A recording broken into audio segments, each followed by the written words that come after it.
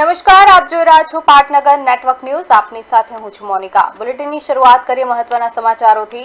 અમરેલી જિલ્લાના સાવરકુંડલા શહેરમાં નાવલી નદી બજાર વિસ્તારમાં તંત્ર દ્વારા મોડી રાત્રે મેગા ડિમોલિશન હાથ ધરવામાં આવ્યું હતું.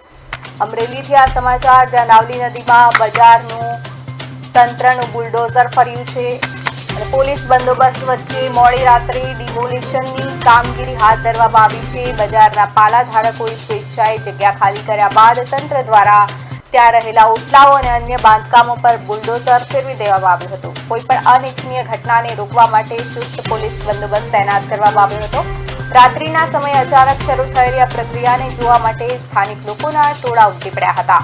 તંત્રની આ કડક કાર્યવાહીથી બજાર વિસ્તારમાં ભારે ચર્ચા જાગી છે.